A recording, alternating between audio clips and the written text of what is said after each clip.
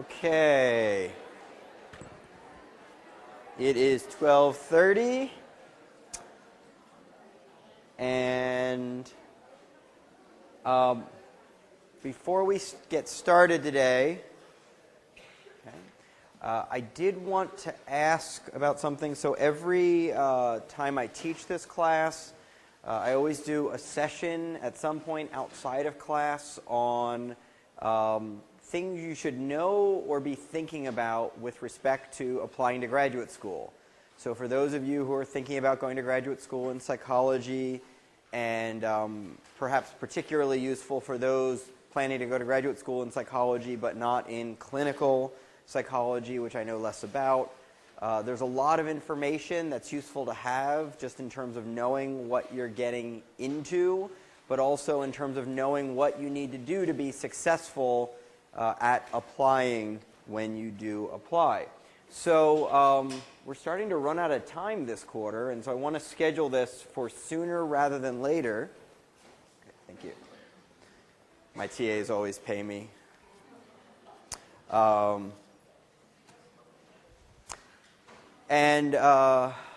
So I guess I want to sort of get a sense of when would be best to do this. So as I see it, our options are kind of the following. Monday, Tuesday, next week. Monday, Tuesday, the week after that. Okay, so next week is Thanksgiving, so we could do it Monday or Tuesday, or Monday or Tuesday after Thanksgiving, because after that I believe that's 10th week, right? So I'm guessing you don't want to come in for this during exam week.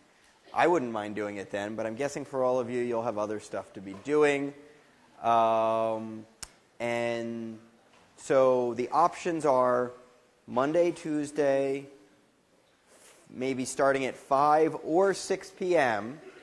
So we're going to sort of take votes in sort of a couple of different ways. First of all, in general, who would like to attend this? So I get a sense of how many hand raises I should be looking for the other parts. Okay, about half of you. Okay. So who prefers? The first thing we're comparing is Monday, Tuesday of next week to Monday, Tuesday of the following week. Who prefers Monday or Tuesday of next week? Who prefers Monday or Tuesday of the following week? Okay, so I think we're headed towards next week, but not definitively. And then who prefers Monday of next week? Tuesday of next week. Okay, so looks like Tuesday and 5 p.m. versus 6 p.m. Who prefers 5 p.m.? Who prefers 6 p.m.?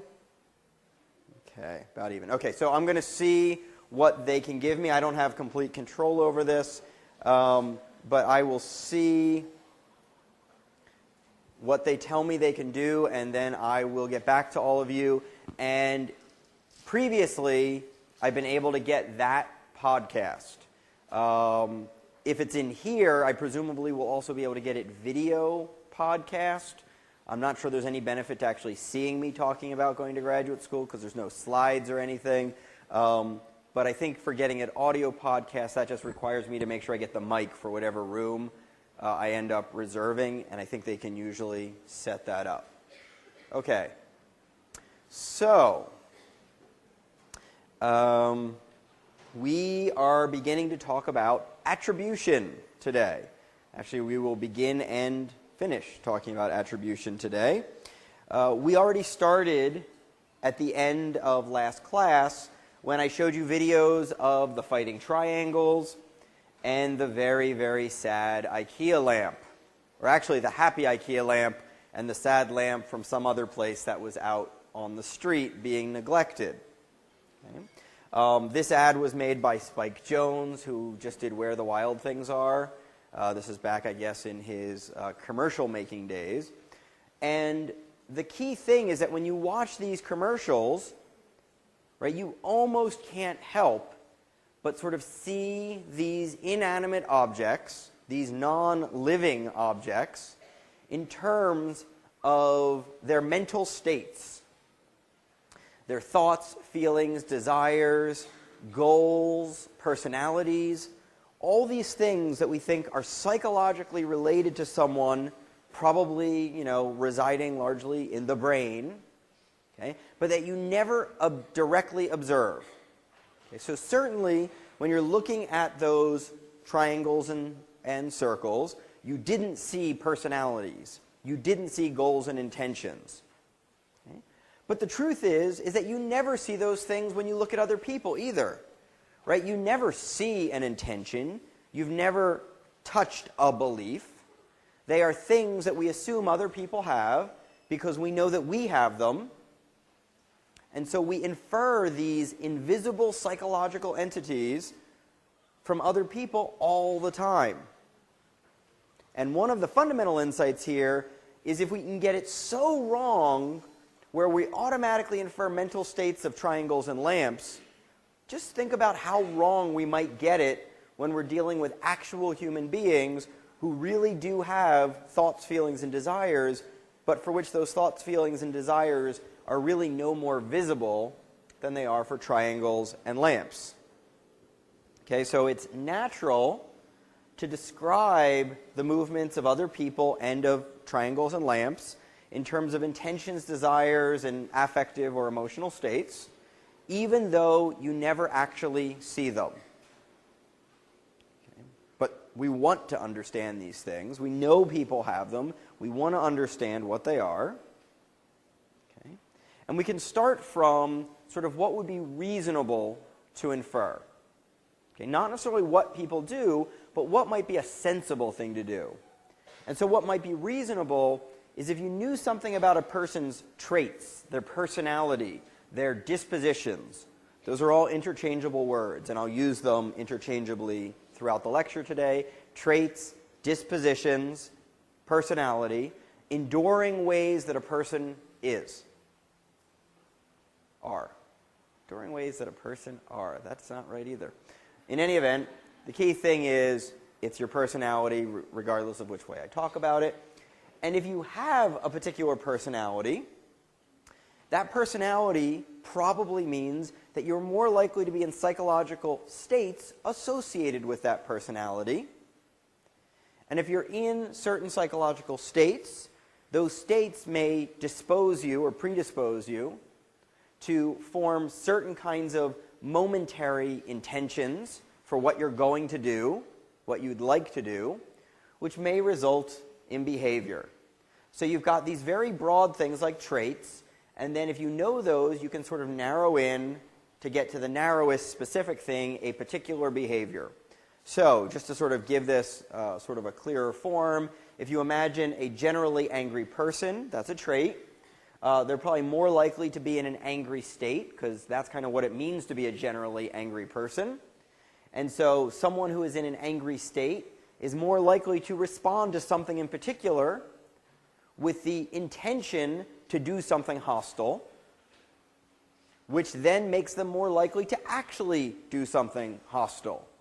So you can see we're going from trait to state to intention to behavior. And this sort of seems sensible. But it's not what we actually do. And the reason we almost never do this is because in everyday life, we don't get to actually see traits. Traits are invisible. States are invisible. Intentions are invisible. The only part of this sequence that's actually visible are behaviors. We see behaviors all the time. And so what we do is we end up running this logic in reverse, where we say, well, if I see a certain behavior, that implies that the person had a certain intention, which means they were probably in a certain state, which means they probably have a certain personality. Now, I want to be really clear about this. I am not suggesting this is what we should do. See, I have the word incorrectly up here. This is not a good way to draw inferences about a person's personality or traits. But it's close to what people seem to actually do. We go from what we can observe to what we can't, but there's sort of a logical error that's built into this. Okay, and we'll get back to that logical error.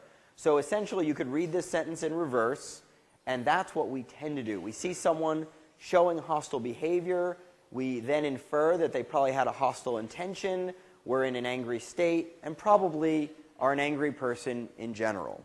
Something like that. Okay? Why do we want to draw these inferences about these high-level broad concepts like traits and even sort of states? Well, the broader the inference you can draw, the more you can move from here over to here, the more you can predict someone's behavior in the future. Okay? So if you simply know that someone engaged in an angry, hostile behavior, it's hard for you to tell what they would do tomorrow in another situation. But if you know that a person is an angry, hostile person in general, that tells you something really important. Don't mess with this guy tomorrow, because he just did something angry today, and the reason he did it is because he's an angry kind of guy, and so if I mess with him tomorrow, he'll probably do something hostile and angry then too. Okay? So it gives us predictive power to know the personalities of other people. It gives us information about what are our best moves in terms of interacting with those people.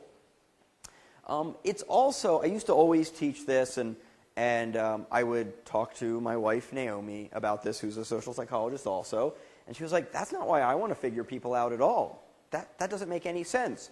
And I would say, yeah, but this is what social psychologists have said for 50 years, therefore it's the reason. And I think part of my wife's genius is that she says, well, I don't care what they've said for 50 years. It doesn't pass the smell test with me.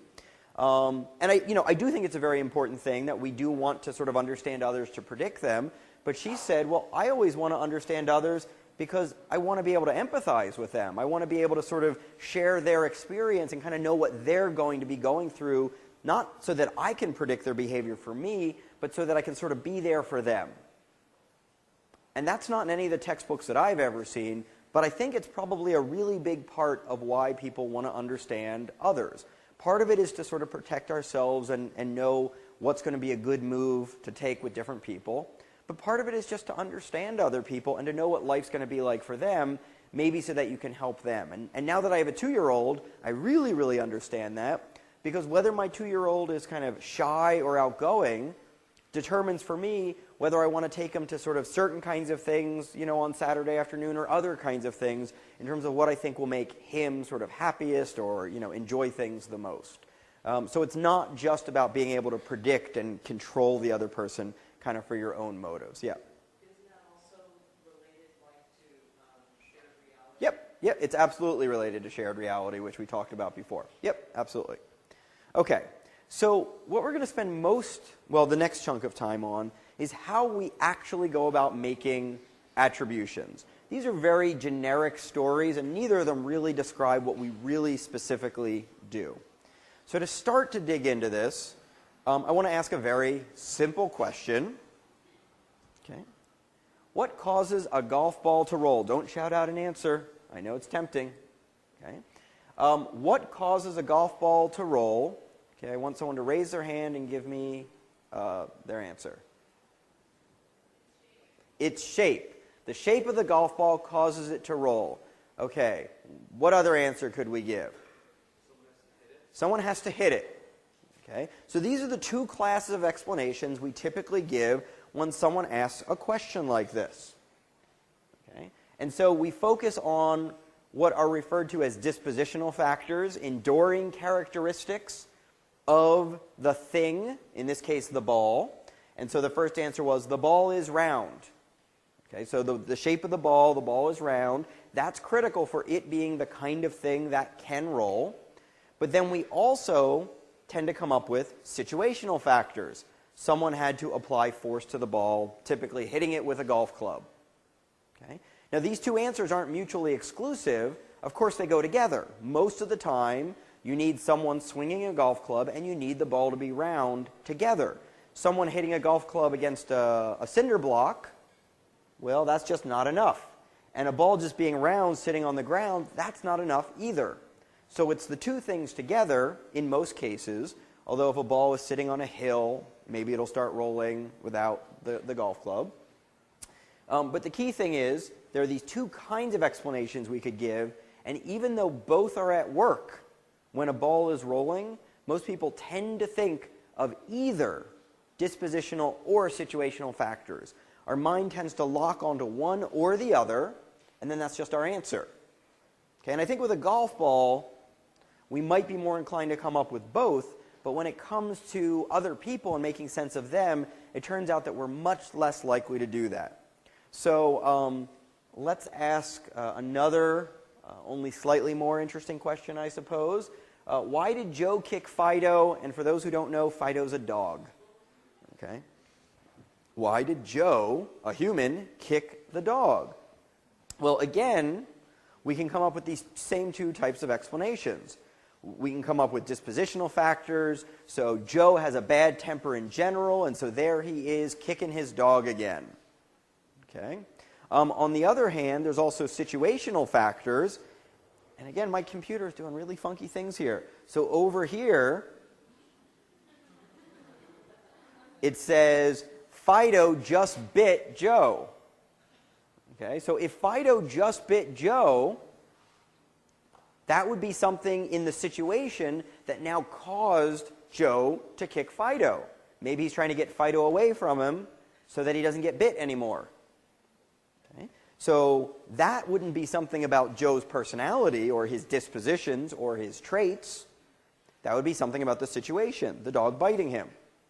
Okay, well, if all we see, if we walk around the corner and all we see is Joe kicking Fido, how do we figure it out? It's hard to do. And so one thing that we might do is we might say, I'm going to figure this out. I'm on the case. I'm going to go follow Joe around. Okay, I'm going to stalk him and figure this out in the name of social psychology and making accurate attributions. I don't recommend this. Okay. So what we really want to know, if we want to know if Joe has a bad temper in general, we want to know, does he have that personality, that disposition? Well, we want to see what Joe does in general, and we want to see if what Joe does in one situation to the next is sensitive to what that sort of situation causes a person to do. Okay? So, for instance, if Joe really has a bad temper, and we see him, we follow him around on his birthday, and when he gets attacked by somebody, and when he's in a restaurant eating dinner, and on the day that he loses his job, okay? If he's always behaving in a hostile way across all those contexts, we'd say, oh, Joe is a really hostile guy in general. But if somebody else wasn't hostile on their birthday, but then they were hostile when they got attacked, but then they're not hostile when they're eating dinner in a restaurant, but then they get hostile when they lose their job, when they get fired, we might say that person's not so hostile. That person is responding to the situational provocations. Okay, so we might say that person is really just being sensitive to situational pressures, and they're not so hostile themselves. So this idea of whether or not the hostility of the behavior correlates with or co-varies with factors in the situation is one way to figure out if somebody has a certain personality characteristic. And this was sort of the insight that led Hal Kelly, who founded social psychology at UCLA, okay, and was really one of the people who originated attribution theory in general. Okay. Hal Kelly put forth what he called the covariation model, which essentially is trying to use this kind of logic to describe how it is that we should make sense of other people. And he said there's sort of three kinds of covariation that we would want to look for if we want to figure out what was really going on and why. So let's go back to Joe and Fido. He's got these three factors, and I promise you, I will not ask you about the names of these three factors on the exam because I have never been able to remember them myself. And that just doesn't seem fair at all. So the first factor he called distinctiveness, and by distinctiveness what he wants to know is Joe mean to lots of folks, or is Joe only mean to Fido? Okay? If Joe is mean to lots of folks, then it might suggest that he has a bad temper in general, that he's not sort of discriminating from person to person, but he's just in general showing a temper. The second factor he called consensus, and this focuses on the other person. Is everyone mean to Fido? Right? If so, maybe it's not something about Joe's personality. Maybe it's something about Fido that causes everyone to end up being mean to Fido, like Fido bites everybody. So if Fido bites everybody, and we know that, we might be less inclined to say Joe has a bad temper. And then lastly, consistency. Okay? So does Joe always kick Fido every chance he gets? Okay? So every time he walks by, he gives Fido a little kick. Or not. Okay? And if the answer is no, this suggests that there might be something temporary in that particular situation of Joe and Fido interacting that might have temporarily provoked Joe. Like Joe just had a really bad day at work, he just got fired, he's really angry because of that, and now he's, kicking the dog. And so it doesn't have anything to do with Fido, but it also may not reflect Joe's long-term personality. Okay? So Hal Kelly said, this is how you figure out what was really going on in that situation, why it was that Joe kicked Fido. Okay? So the key thing is not even to remember, I not only will not ask you these terms, I won't ask you to remember what was implied by any of these terms. Okay? The key thing is that there's these different kinds of covariation, these different kinds of events over time that we could look at and use the relationship between the behavior and the situation to estimate something about kind of the personality of the actors that were involved in that situation. Now the problem with this covariation model, first of all, is that it's a model of what we should do. It's not a model of what we actually do. Okay? People don't go follow other people around across lots and lots of situations just to figure out if they have a bad temper. It's not what people do, so it's not a model of anything in terms of what actually happens. But the second thing is that the only way this model works is if you get to see lots of behavior from the same person or the same set of actors over time, but in real life, we don't. Sometimes we walk into a situation and it's nothing but strangers. We see something happen and we draw inferences right away. Right? Remember the dangerous snake. We don't have to know the snake and follow the snake around for a long time.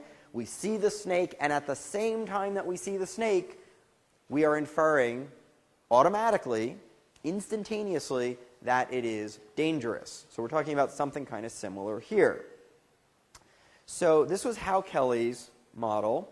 And then there was another model that was sort of around the same time that was in some ways a competitor that I think addresses these kinds of issues. And this is Ned Jones's correspondent inference theory. Okay? Ned Jones is actually my academic grandfather, which sounds odd, but in academics we talk about those things. So Dan Gilbert was my advisor in grad school. Ned Jones was his advisor in graduate school. And strange thing is, he and I both have gout. And I don't think you're supposed to be able to get gout from your academic grandfather, but apparently I did.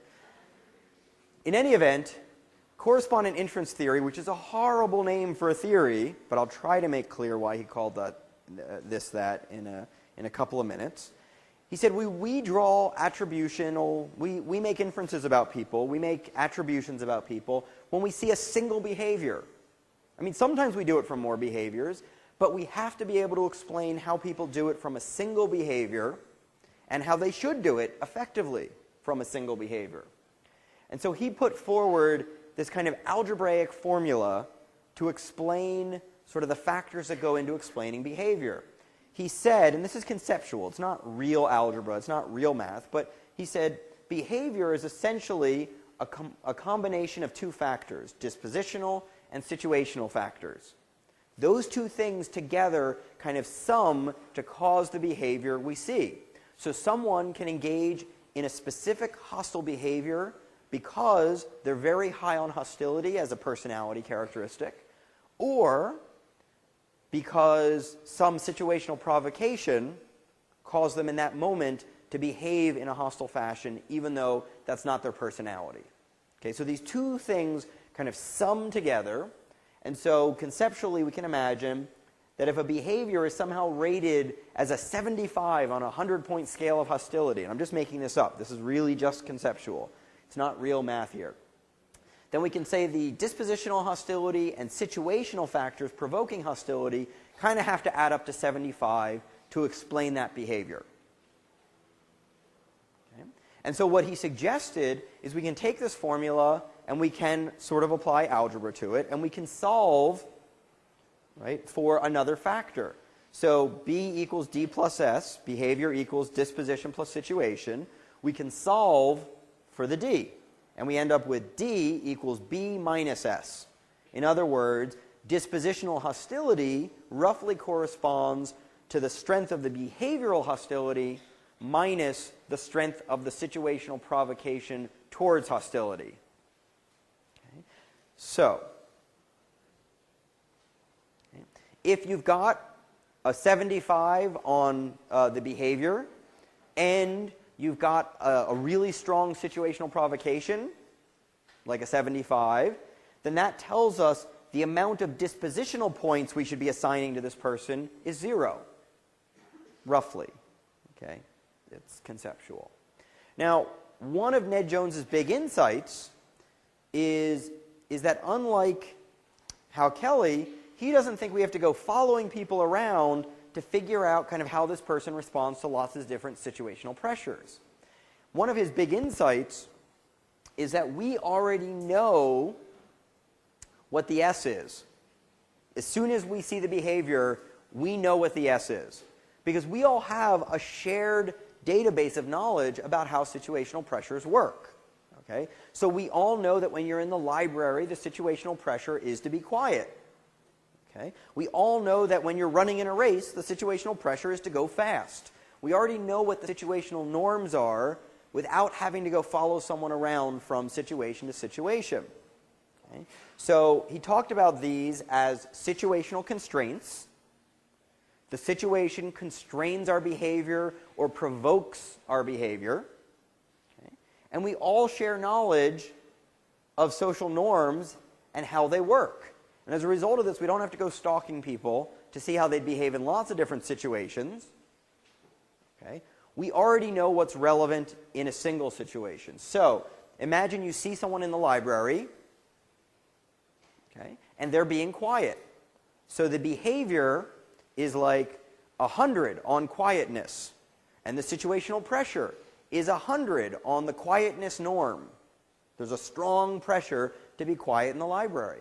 Well, you put those two things together on the right side of the equation, 100 minus 100, tells you shouldn't assign an attribution, a dispositional attribution to this person, because the difference between those two numbers is a 0. But if the behavior is a 50, so the person isn't being very quiet, they're being relatively loud, and they're in a library where the norm is to be very quiet, well, now you're comparing 100 versus 50, and when you solve that, when you subtract that, it leaves you 50 points left over that need to be assigned to a disposition.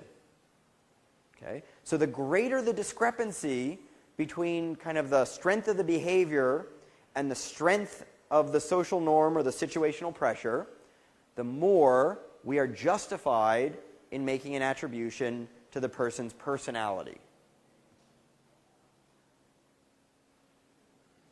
So, we do not make dispositional inferences when the social norm creates or accounts for or explains the behavior. If the behavior is simply in line with the situational norm, it's already explained. We don't need to invoke someone's personality to explain why someone's being quiet in the library.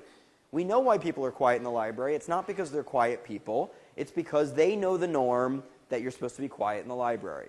No dispositional explanation needed. When do we draw dispositional explanations? Dispositional inferences? When we see counter-normative behavior. And counter-normative behavior is essentially when there is a discrepancy between the strength of the behavior and the strength of the situational norm. So when the situational norm is to be quiet in the library, and someone is being loud in the library, that behavior is counter-normative. It is not fitting with the norms of that situation. Okay?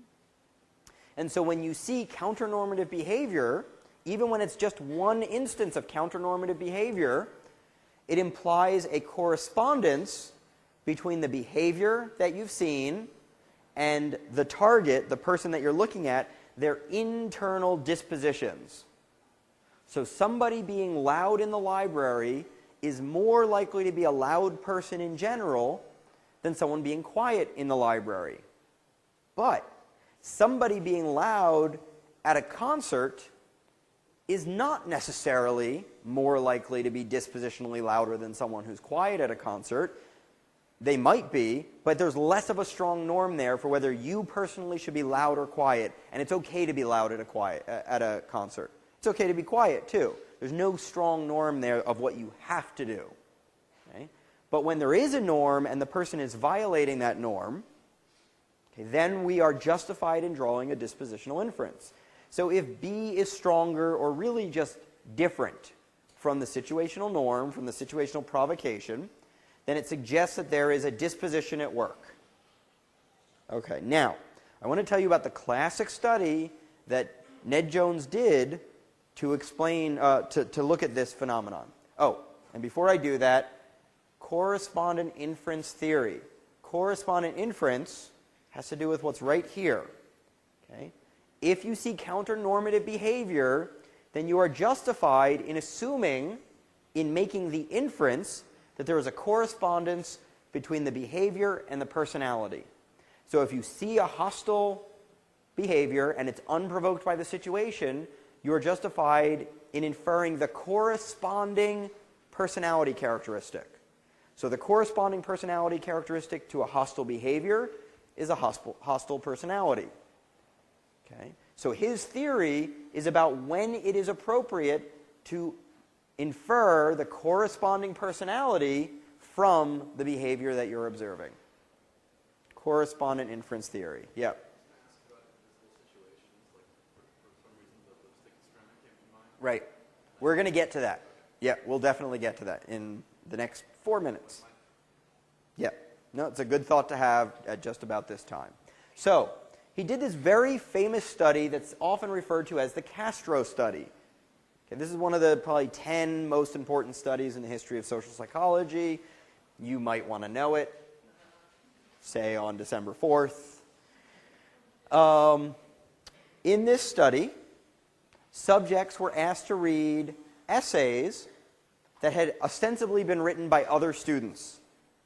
So they believe that these essays have been written by other students, and the essays they read are either pro-Castro or anti-Castro. And for those who don't know, Fidel Castro, until very recently, was the communist dictator of Cuba for decades and decades, and back in the 60s was not a very popular guy in the United States. I'm not sure he's ever been a particularly popular guy in the United States, but the key thing is when this study was run, Castro, not quite the same, but think of, Osama bin Laden or the guy Ahmadinejad in Iran, right? People that we don't like on the world stage for whatever reason. There's sort of a general norm of not liking them. And you read an essay written by another student that's either very supportive of Castro or antagonistic and negative towards Castro. Okay? And you're told, depending on what condition you are in, that the subject got to choose whether to write a pro or anti-Castro essay, or they were required by the experimenter. Okay, so you're told one of two things happened. You're told the experimenter went to the subject and said, hey, we need you to write an essay about Castro. We'd like you to either take the pro or anti position. You can choose whatever you want and go ahead and write that. Okay, so that's one condition. And then sometimes subjects are told that the person who wrote this essay was simply informed, you are in the pro-Castro condition. I'd like you to write an essay about the reasons why Fidel Castro should be liked and admired, or I forget what the exact wording was. Okay. Be careful not to confuse this with the essay writing studies from cognitive dissonance. They're different. In the cognitive dissonance studies, you, the subject, are the ones writing the essay.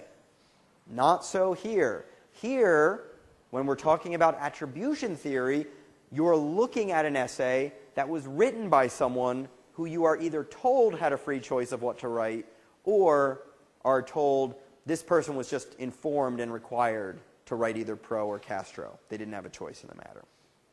Okay. Confusion on this? Okay. So, the subject's task is to read this essay and to figure out how pro-Castro the essay writer really is, in general, in their life. So not how pro-Castro this essay is, but how does the person who wrote this essay really, really feel about Castro? Really. Really. Okay, everyday life. So what you're measuring, you're trying to get the subject to figure out the essay writer's dispositional, enduring attitude towards Castro. So, based on what we know about correspondent inference theory, if the person who wrote this essay was required to write a pro-Castro essay, then there's a match between the pro-Castro behavior that we see in terms of the writing and the situational inducement to write a pro-Castro essay. Those two should cancel out, and we shouldn't draw a dispositional inference.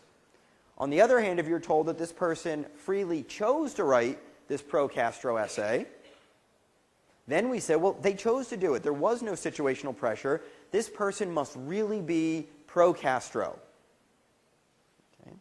When we know that they were required, it could be the case that they're pro-Castro. We can't know for sure that they're not, but we have this other explanation, which was the situational inducement.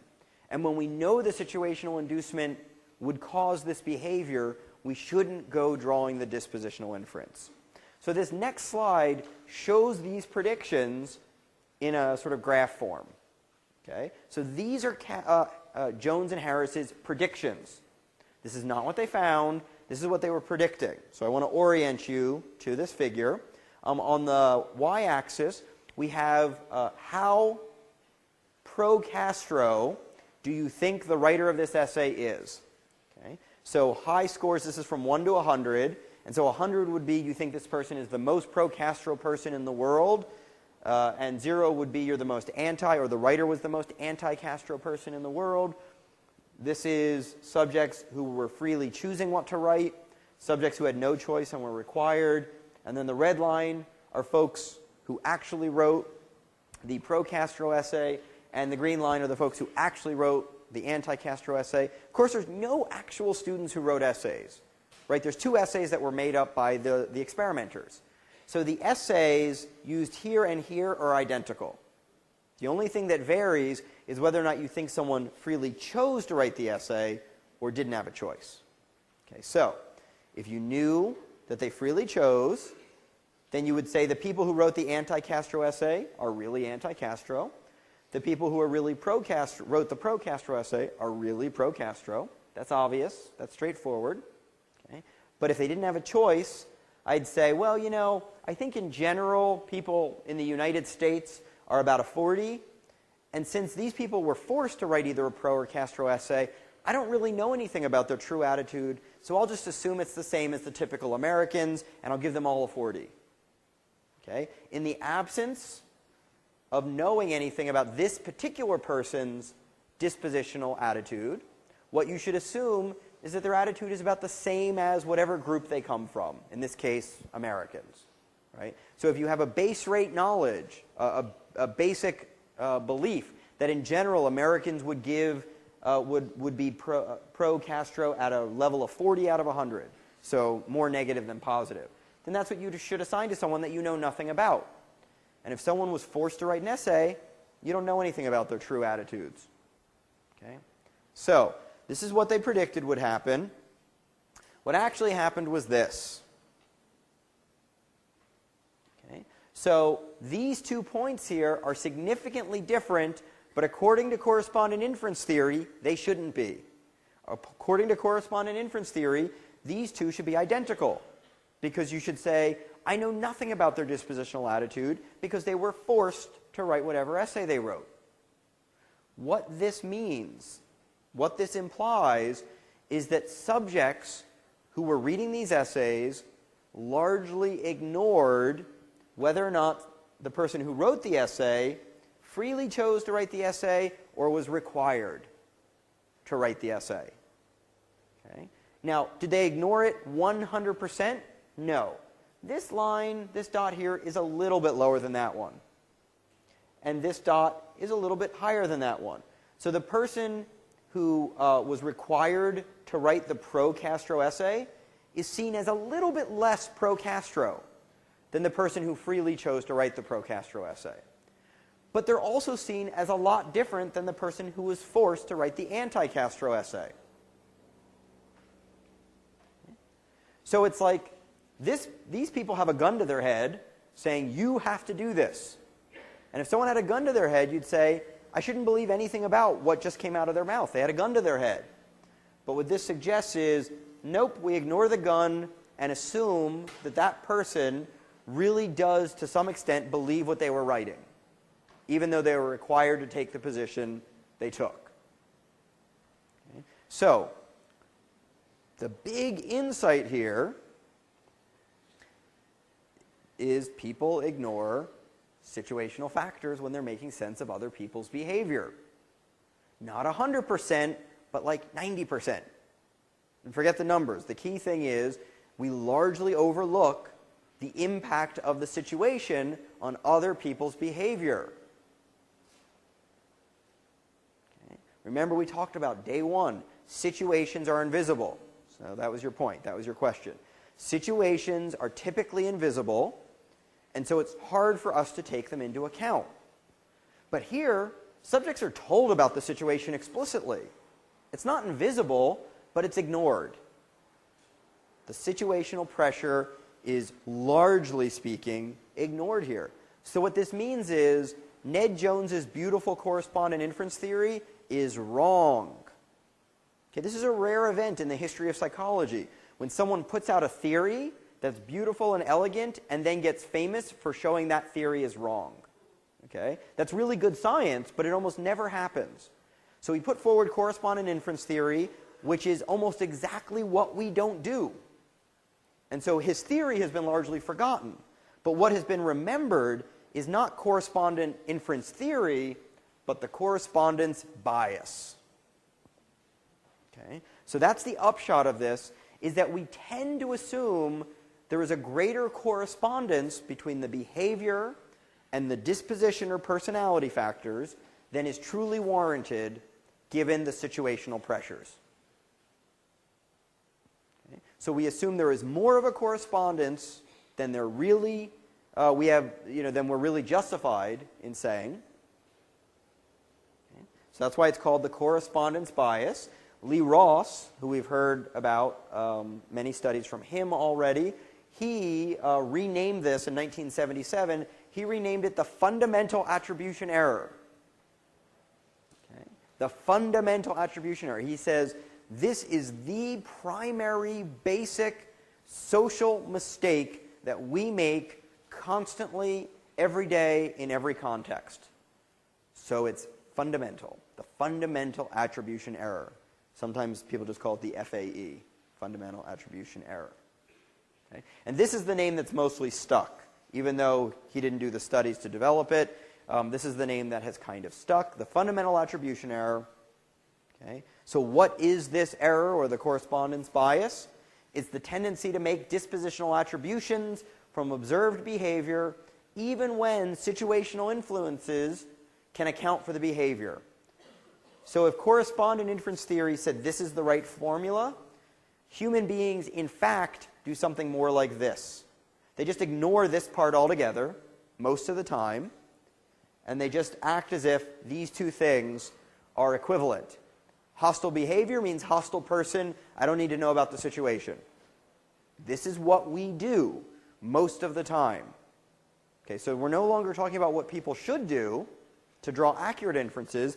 This is what people actually do, and they draw inaccurate inferences. That's why it's an error or a bias.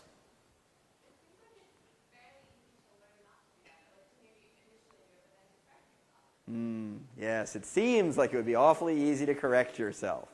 Yeah, I could give you a homework assignment after I've taught you about this to sort of keep track of all the attributions you make in the next 2 days after, and maybe for like 3 of them you'll be like, oh, I remember I'm not supposed to do this. This is how I'm supposed to do it. But then you'll have 100 others that you just casually make without even thinking about it, where you make this error. We'll come back to that. But yeah, this is part of why this error is so profound, because it seems like something we should be so able to avoid. It seems so easy and straightforward, except we don't avoid it. We make it again and again and again. And guess what? Ned Jones made it, Lee Ross made it, Dan Gilbert made it, I make it, and all of you are going to keep making it. It's just going to keep happening again and again and again. What's that? So the equation is wrong in terms of dispositional equals behavior. If that's the equation you're using, which is roughly speaking the equation we use most of the time in reality, then yeah, that's wrong. Because if you see hostile behavior and say, oh, that person must be hostile in general, you could be missing the other explanation for that behavior, which is that person was just provoked. So that's a terrible formula for figuring out someone's actual dispositions, but it's what we tend to do. Not what we should do, what we tend to do. What we should do is exactly what Ned Jones originally said, but we don't do that most of the time. We'll come back to the actor-observer difference. Yeah, that comes out of this literature. Yep, we'll come back to that. Okay, so I always try to be good. You know, to me, social psychology, one of the great things about it is it's about our real lives. It's about our everyday things that we do. And so, you know, it's easy to sort of throw stones and talk about all the stupid people out there, or for a professor to stand up here and say, like, you know, this is the mistake that all of you make, and shame on all of you for making this mistake. But because I'm a social psychologist, I'm somehow immune to this, right? I'm no more immune to it than any of you. And so I always like to take this moment to talk about sort of, at least in my parents' eyes, my most famous case of the fundamental attribution error. So when I was 7, one of the greatest movies of all time came out, Star Wars. We lived a block away from a movie theater when I was 7, and I went to see Star Wars in the movie theater 50 times. There were no DVRs, there were no DVDs, there were no CDs. There was paper, okay? There were pencils. Someone had just invented pens, okay? There were no computers, okay? So this is what we went and did. We saw this again and again, and it was the greatest thing in my very short life at that point, okay? And a few years later, I was completely traumatized because then I saw this. Okay, so Han Solo cannot be in this because Han Solo's this guy. Right? Han Solo is like long, long ago in a galaxy far, far away. He's not running from boulders in 1940. That doesn't make any sense at all. Okay? And so I typically back then used to basically confuse the roles that actors were playing with the person themselves. Okay? I ignored the situational pressure, which is they had lines and dialogue that they were saying for a particular role, and that wasn't necessarily indicative of their true personality. And we all do this, right? We see someone in a TV show, and we think, I know that person. I really know what kind of person that person is. Right? We think that's got to be who they really are. Okay? But there's a reason they're called actors. Because they're acting. They didn't write those lines. And sometimes when you see interviews with actors, you realize, oh, that wasn't the person themselves. Like, how many people saw Juno? Right? I love that movie. I thought that was like a perfect movie. And then I saw that woman in interviews, and she was just kind of, I sort of thought dumb as a brick. Right? She was so clever and witty in the movie. Like, she's awesome. If I was young, she'd be like the person I'd be in love with. No, the person who wrote her lines is the person I would have been in love with. Not her. Because she was not witty at all. And most actors aren't all that witty at all on their own. And so I think this is sort of a common thing for all of us to do. Incidentally, all of this happened when I was living in New Jersey. So it was really confusing for me when I moved to Brentwood. And it turns out that Harrison Ford goes to the same CPK I do. And so I see him there about once every 6 or 8 months. And so that kind of freaks me out because he has neither the hat on or that awesome vest from 1977. Okay. So why do we commit the fundamental attribution error? Why do we make this mistake again and again and again? So Dan Gilbert, who wrote Stumbling on Happiness, that many of you I've seen sitting around reading this week, before he became really famous for studying affective forecasting and miswanting, he actually became quite famous for studying attribution. And he wrote this paper in 1995 where he said, the reason we make the fundamental attribution error isn't one reason at all. We make it because there's a perfect storm of different things that all together make it so that we're going to make this error again and again, maybe for different reasons each time, but the end result will be the same. We're going to make this inferential error repeatedly. And so there's these different factors, and I'm not going to mention them all now because I'm going to go through a study on each one, and I'll talk about each one as we go. So the first of these, the idea of overlooking situational constraints, is old news to us, right? We've been talking about this since the first day of the class. Situations are often invisible, right? Situations refer to the roles that we sometimes take on. So you think you know certain things about me because of the way you see me lecture, but some of the things that I do when I lecture are things I do because I'm lecturing, not because they are my enduring personality. Okay? And we ourselves are sometimes the situational pressure on others. Okay? So, a mother thinks, why is my son's teacher telling me that, he's always bad and disruptive and rude at school? I've never seen him be bad and disruptive. He's always good. But of course, the mother only sees her child when she's there. And she herself acts as a situational pressure on the child. And so she never sees him when she's not there, and so it's hard for her to disentangle those things. And situations are often in the mind of the person we're watching and not something that we can see at all. So remember, I think I gave you the example on the first or second day of class. If somebody, before I came up here, whispered off stage to me, I have your family hostage, and if you don't go up on stage and talk about grapefruits, cantaloupes, I was close. I even got the right category of thing that I had to talk about. I'll take grapefruit, cantaloupes. I'd take tangerines if I had said that. But none of you would know why I was doing that. The situation would literally be invisible to you. But in that Jones and Harris study, the situation wasn't invisible, was it? Right? We knew that the person we were looking at had been told, you have to write this essay. You have to write the pro-Castro essay.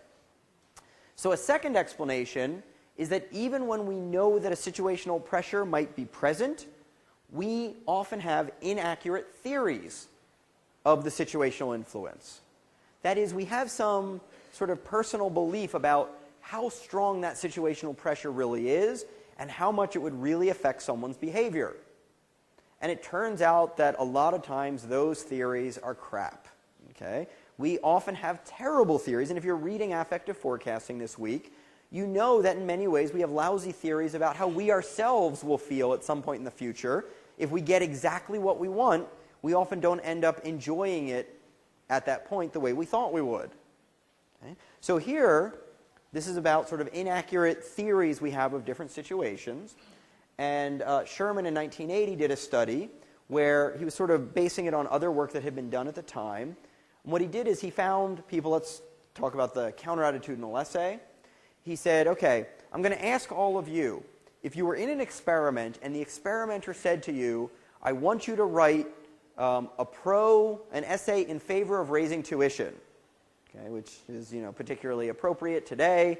If you were asked to write that essay, would you be willing?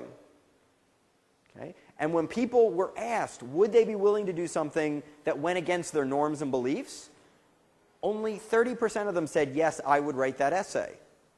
Okay? But in fact, when they did the study, 70% of people were actually willing to write the essay.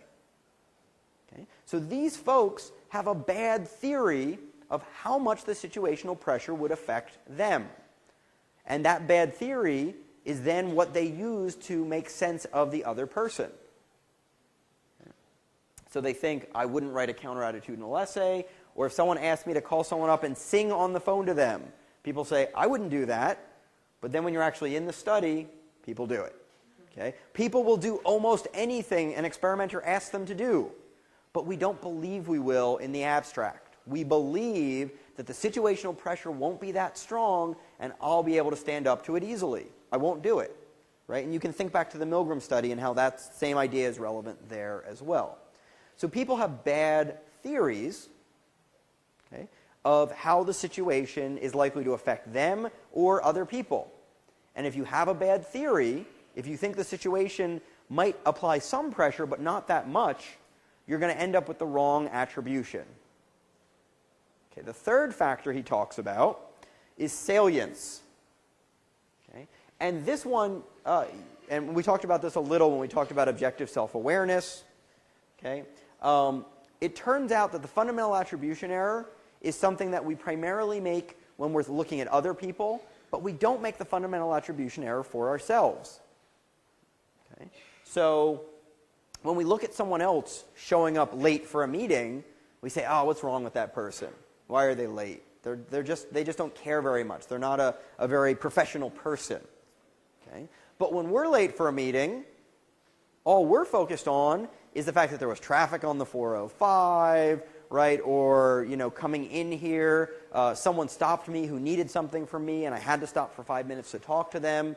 Right? When we think about our own behavior, we're very acutely aware of all the situational factors that led us to behave the way we did. You mean like that? Yes, it's just like that. Okay, why is there this discrepancy between making the fundamental attribution error for others and not making it for ourselves? Well, you could tell a motivational story about this, right? You could say that we're motivated to find ways to kind of forgive ourselves for our wrong behavior, like being late for something, our bad behavior, and we're more motivated to sort of go that extra mile for ourselves than we are for other people.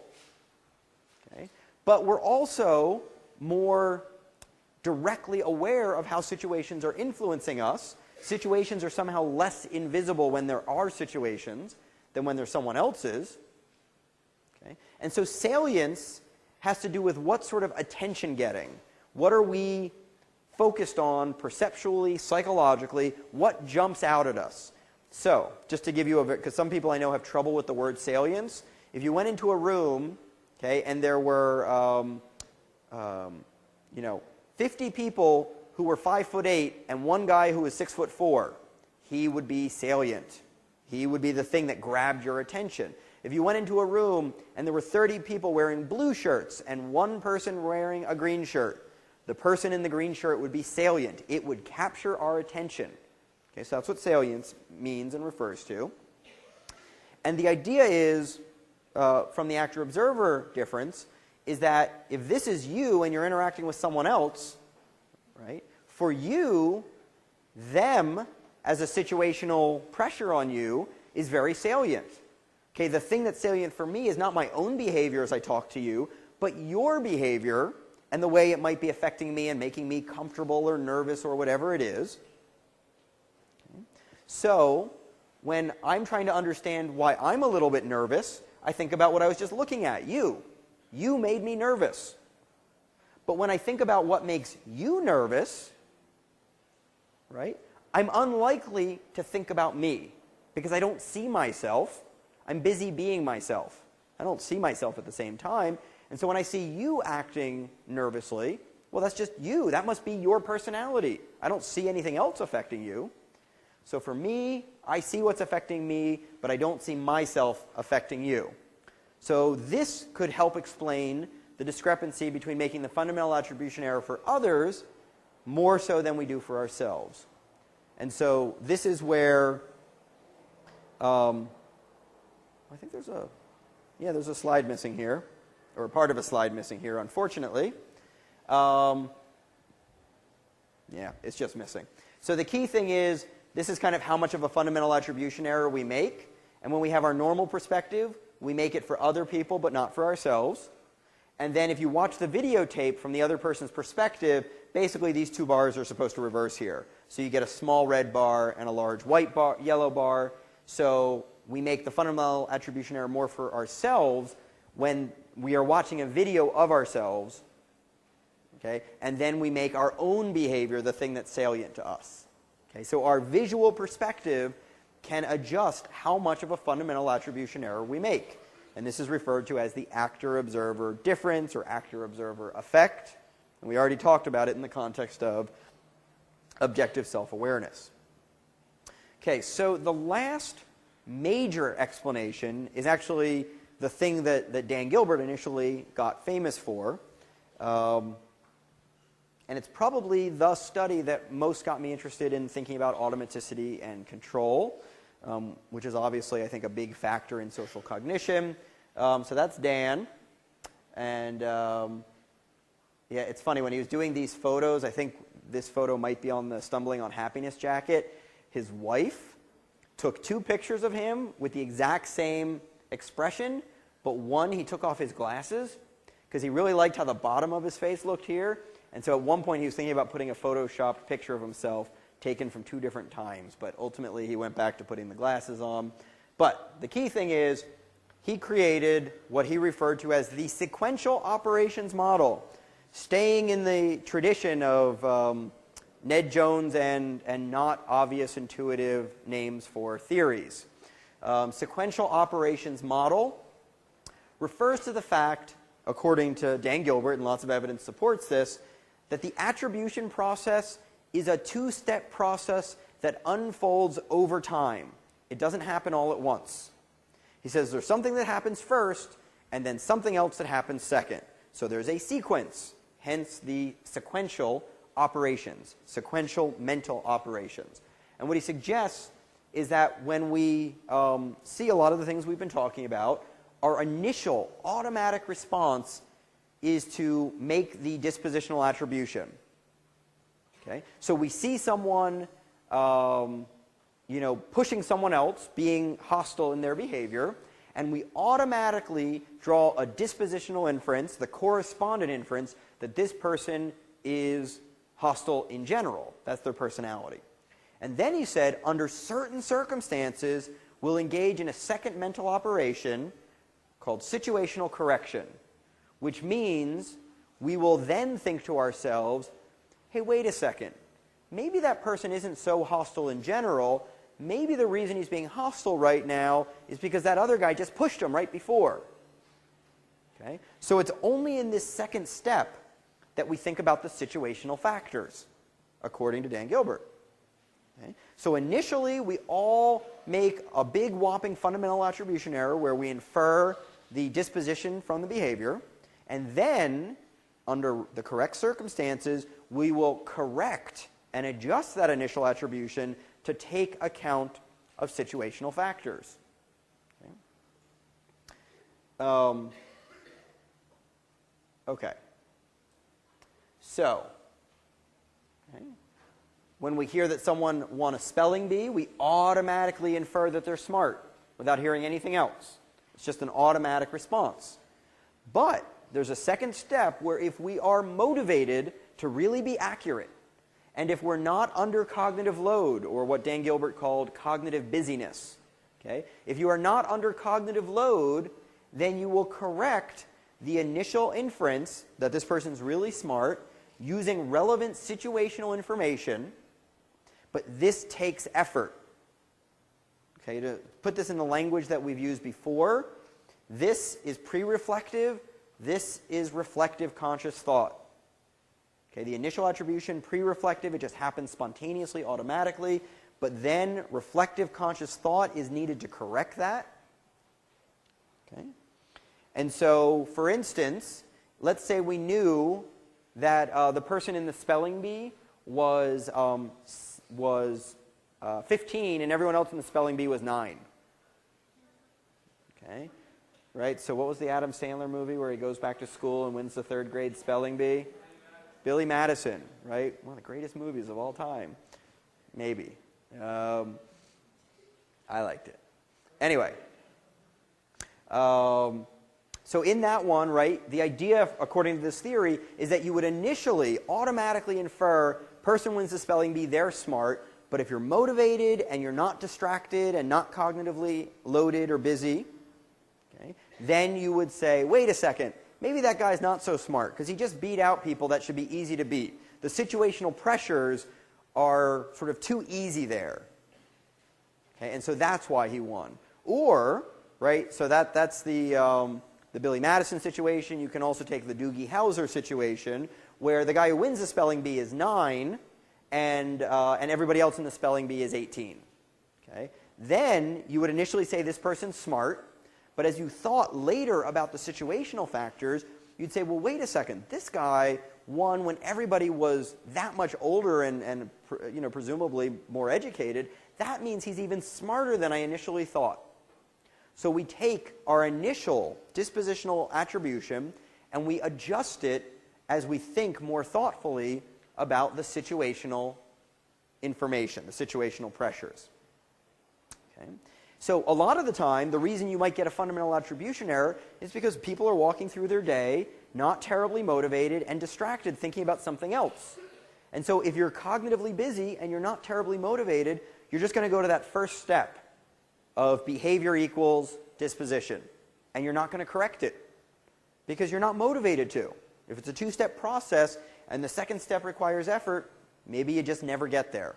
So that's one of the reasons, according to this model, you get the fundamental attribution error. Okay? And we'll come back to the second one in just a second. Okay? So he did this study. It's probably one of the most cited studies in the last 20 years, where he brought subjects in, and they watched a video of a woman. Okay? And the sound was turned off, ostensibly to protect her anonymity or something. And this woman is acting anxiously on the videotape. So she just sort of looks uncomfortable, and she's kind of turning away from the video camera and just looking anxious. It's very obvious that she's anxious. And you're told that she's being interviewed by someone else, and you are informed of what she's being interviewed about. She's being interviewed about a variety of different topics. Okay? Half the time you are told she's being interviewed about anxiety-provoking topics. Like she's been asked to talk about a time that she was publicly humiliated. Okay, that's anxiety-provoking. I think one of the other anxiety-provoking topics, and mind you, she's talking to a complete stranger on the videotape, being taped, talking to a complete stranger. Another one of the topics was, tell us about your sexual fantasies. Okay? Or you're told she's talking about calming, relaxing topics. So tell us about your favorite vacation. Tell us about your favorite restaurant. Tell us about your favorite book. Things that would put most people at ease and put them in a relatively good mood. Okay? So you know that this woman has either been asked to talk about the anxiety-provoking or calming, relaxing topics. Okay? You are either put under cognitive load or not while you watch the video of her. Okay? And in some of these studies, people were asked to rehearse an 8-digit number in their head from the beginning of the video to the end of the video. And the key thing is, before they ever watch the video, the subjects are told, we want you to figure out how anxious this woman is in her everyday life. Okay, so this is important. Just like the Castro study, we're not trying to ask how anxious is she right now in the video, but rather how anxious is she when she's not around this particular situation, but in general, in her everyday life. So what's her personality? What's her disposition? Okay? Assess her true level of dispositional anxiety. And you watch this videotape and then you make the ratings. And here's what they found.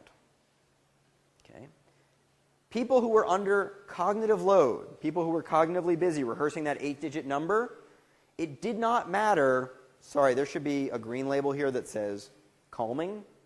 Don't know why it's not there. So either anxiety-provoking topics, or in green we have the calming topics. And if you are under cognitive load, you say, she's pretty darn anxious. Okay? It doesn't matter what topic she's talking about. You ignore that altogether. You completely ignore the situational information because you're too distracted to think about it. And instead, you just see anxious behavior and automatically infer this woman is anxious in general. This was done on a 1 to 13 scale, and they gave them about a 10, which is pretty darn anxious. Okay? Regardless of what the woman was talking about. They ignore that altogether. But then we look at the not busy condition. Okay? So these are the people who, after they make the automatic inference of this, they can correct and adjust it if they're motivated, and they were in this study. And if they're not under cognitive load, they can do that pretty well. And so what you have here is in green, right? This is the woman who you think is talking about relaxing topics, her favorite book, her favorite restaurant. And so for these folks, when they start to think about the situation that the woman's in, they say, you know what? She's even more anxious than I initially thought. She's really anxious. Because who gets anxious talking about their favorite book? Only really anxious people. Okay? So in this case, you're using the situational information to correct your initial attribution to make it even stronger. But in the anxiety-provoking condition, shown here in red, these folks initially make an automatic attribution that the woman is anxious, and then they say, well, wait a second. Maybe I'm being a little too harsh here. I mean, she's talking about things that would make anyone anxious. So maybe she's not so anxious after all. Okay? Maybe I should sort of revise down my initial assumption about how anxious she is. And so the estimate comes down from its automatic spot to saying this woman isn't quite as anxious. Okay? So we see an automatic effect that is totally unresponsive to the situational information, and then a correction that makes logical sense, either up or down, based on what the situation suggests is more likely to be the case, if you're not under cognitive load, if you're not mentally distracted. Okay? Now, the other important thing to notice here is that on a 1 to 13 scale, 7 is the midpoint. Okay? But the scale anchors were not at all anxious to extremely anxious. So if you knew nothing about someone, right, and you were asked, how anxious is this person, that I'm not going to even show you a video, I'm not going to show you anything. There's just Joe Schmo, rate how anxious Joe Schmo is. You'd probably give Joe Schmo a 1 or a 2. Not knowing anything else, you'd say, yeah, they're probably not anxious. Or maybe they're just a little bit anxious. But even when the person is aware that the woman has been talking about anxiety-provoking topics, they don't even come all the way back to the midpoint, let alone down to this range. They still make a huge fundamental attribution error. And the reason this probably occurs is because of how much more compelling our experience is than our thoughts.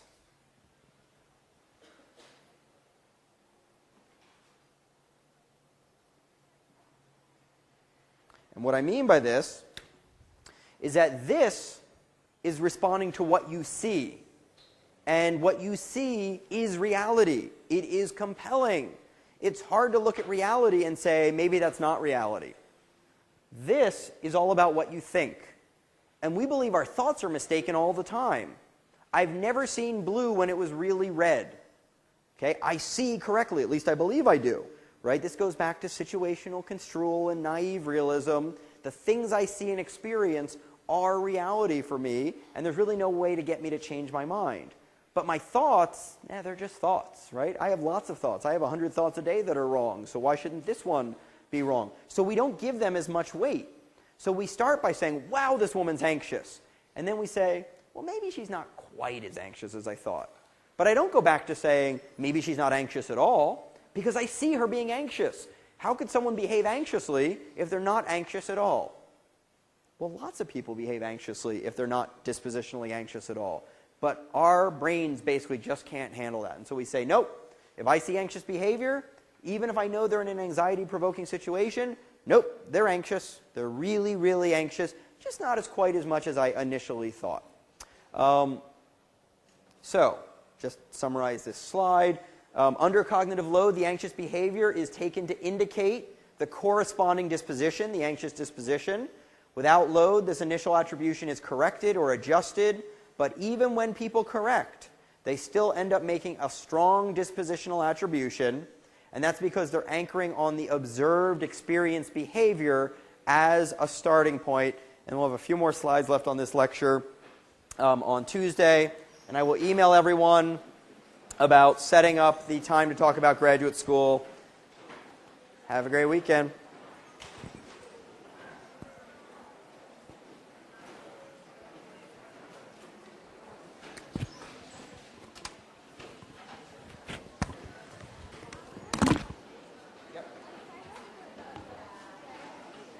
What? I'm sorry, what? There was nothing for extra credit. That was for fMRI. On Sona? Okay. I would have no idea. I didn't do it. It's one of my students, but okay, go ahead. Yep. No, it's not only half an hour. It involved, have you already finished the study?